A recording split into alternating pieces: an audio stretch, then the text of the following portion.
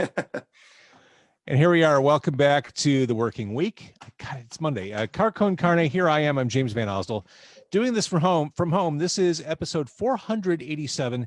This is my 170th from right here in what I laughingly call my home office for Quarantine Con Carne. My guest tonight, last time I talked to him in person, it was on this very podcast. It was back in March 2019, episode 215, a year and a half ago. That just shows where things or how things have moved forward. 5,000 years ago. 5,000 years ago. This is Blind Adam of Blind Adam and the Federal League.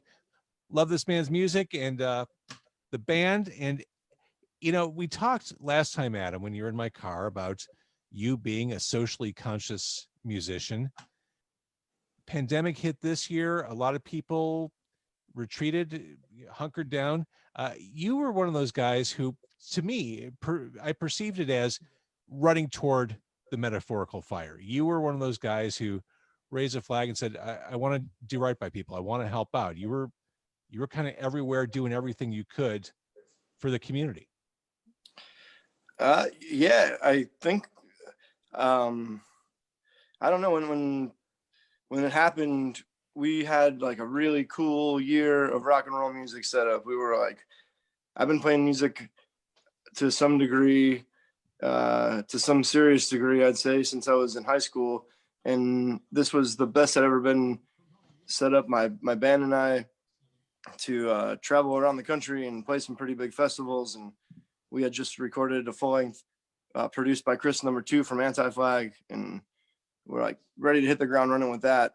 And we've always tried to tie in some kind of like social justice work with our music, whether it's organizations tabling at our shows, or we'll try to donate or whatever we can do to spread a message of not only like what to pay attention to maybe, but how to get involved in it and do something about it rather than just be angry about it.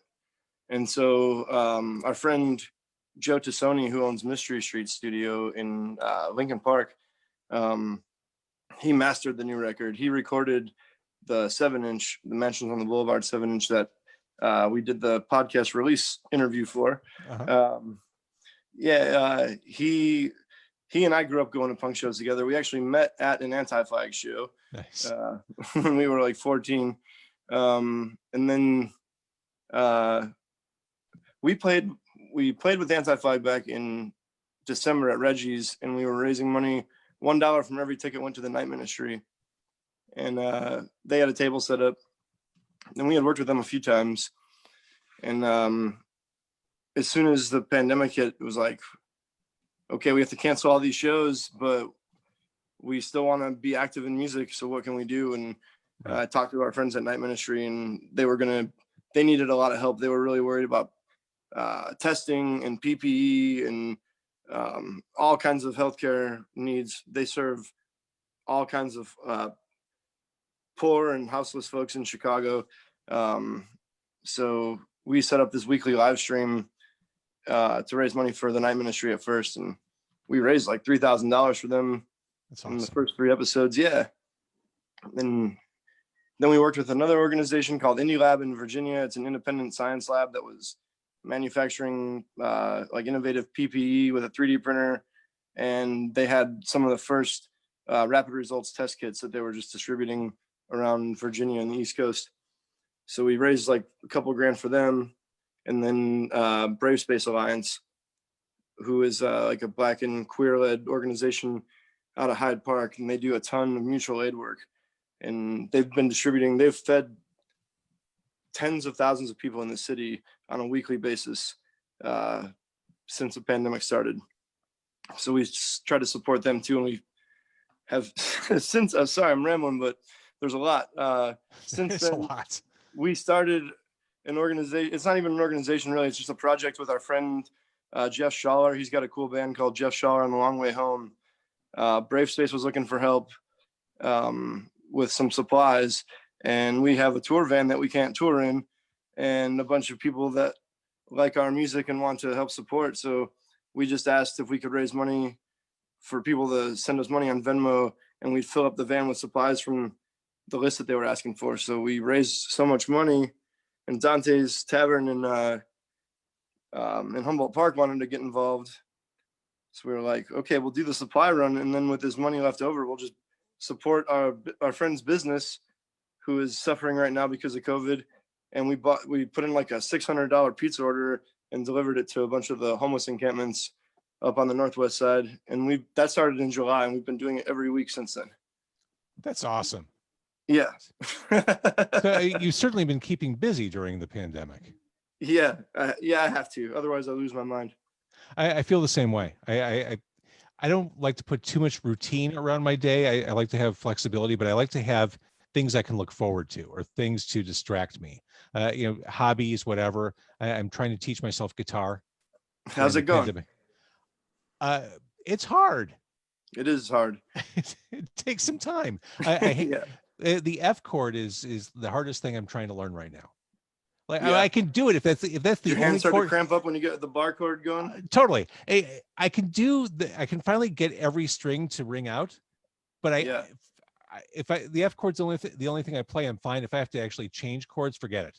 I can only play the F chord, but I can't change to or from the F chord. I'll get there. That means you just have to do it over and over again. The repetition. It's very frustrating. And that's why I got to a point where I could like play the rhythm guitar parts from Rancid songs, and I haven't gotten any better since then, because I was like, all right, if I want to continue to progress, I'm going to be very frustrated. One question, back to your music. One question I've asked a couple of musicians over the past 6 months, 12 months. Does it seem like not enough bands have been making political music during this period? It seems like the time is right to create political music, but not a lot of music's coming out. I mean, Anti-Flag, you mentioned. You've got a fantastic playlist on Spotify of all your forebears. You've got Billy Bragg and John Prine and The Clash and Pete Seeger and Public Enemy. But it seems like this is the era. And I think about Rise Against. I think about Anti-Flag. But I feel like there should be more. Or am I just not hearing it all? I think there should be more, and I think you're not hearing it all. I think both things are true. I think I'm not hearing it all either. Some of the songs on the playlist I had heard for the first time when Ellie put them on, or when Alex put them on, and there's actually been some really solid music coming out of the like traditional country world. I don't know if you're familiar with Tyler Childers, but Sturgill Simpson produced his last album, and he was on tour with Sturgill right before, as the pandemic was really starting to take effect. He grew up in the hills of Eastern Kentucky and Appalachia, and he just put out, I think it's a 7-track fiddle album, and the last song is called Long Violent History, and that's the only song that's not an instrumental.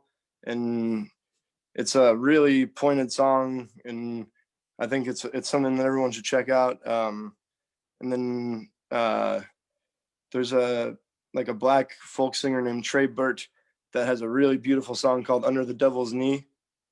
I think that's probably the best song I've heard this year. That's come from all this. But then, Strike Anywhere put out a new record in July that has a really cool song on it called I think it's called The Bells. And the end of it is like a sing-along chorus that says, "No one forgets and no one remembers at all until monuments fall." And there's a ton that I don't even know about. People send me stuff, and but the new Anti-Flag record is really good.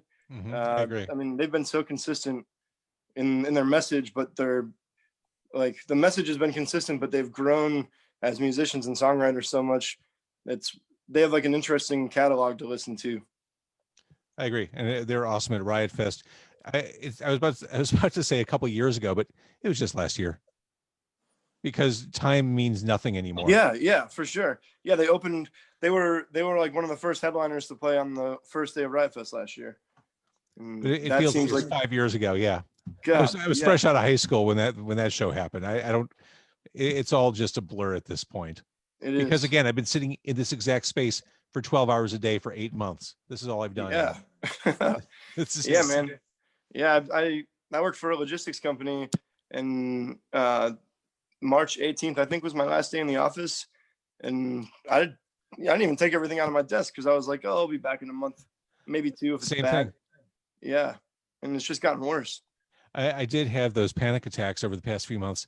Did I leave food on my desk? I think I did. I had to go back and pick up a package like 3 weeks later, and someone had gone. I could tell like one of the cleaning staff had gone through my desk because it probably smelled bad. I think I left a sandwich in there.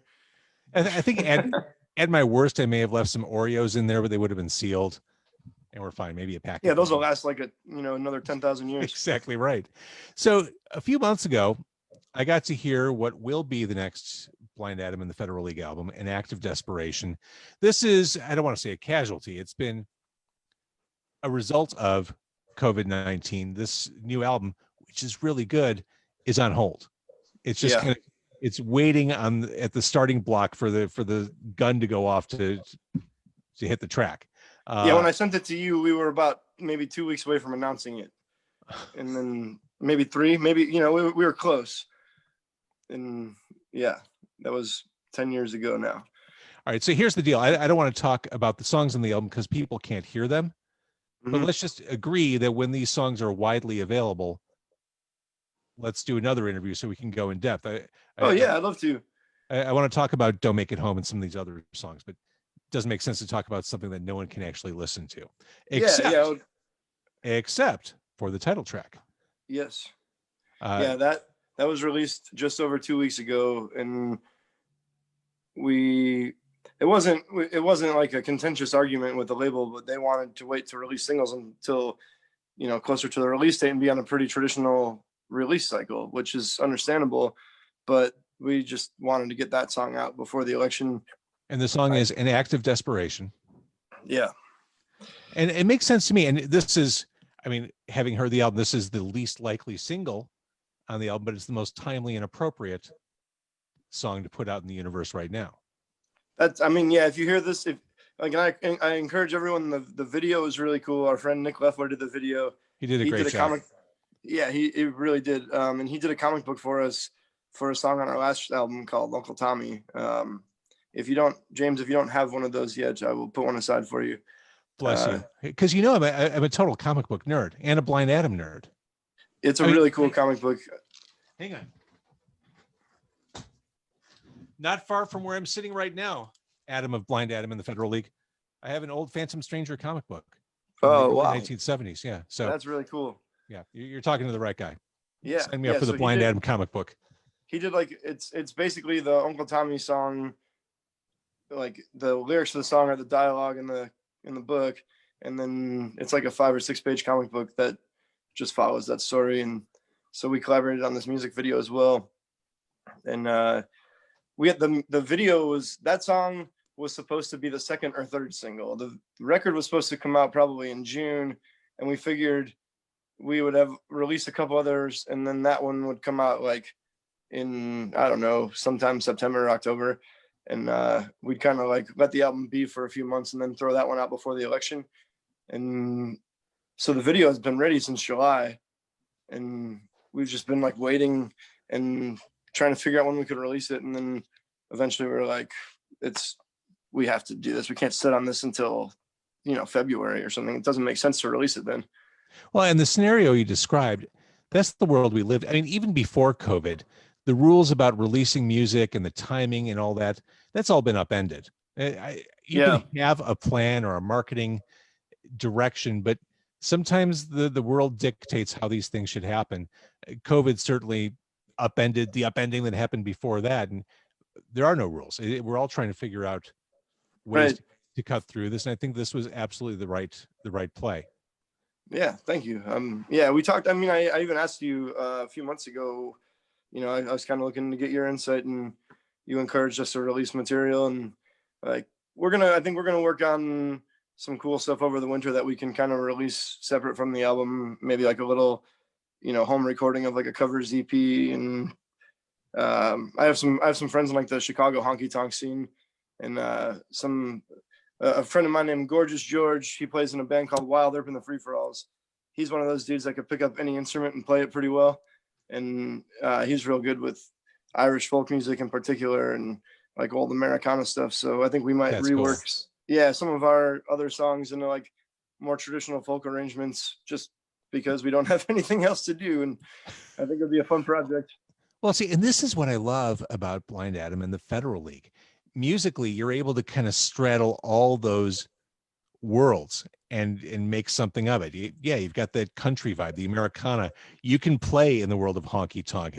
If you did an album of fiddle music, no one would, think twice about it. Oh, that's just Blind Adam and the Federal League. That's what they're doing now. You could go straight up punk. I love the position you've created for yourself. It's American music. Yeah, thank you very much. I think our first record, we were kind of trying to figure that out a little bit. And Sure. I think, I love that album and I'm proud of it, but we recorded it before we ever even played a single show. And we've had a few lineup changes, and Alex has been playing bass since the very beginning. And him and I are like the two, steady band members throughout. Like if you listen to that first record, the 7-inch, and then what will be the new record.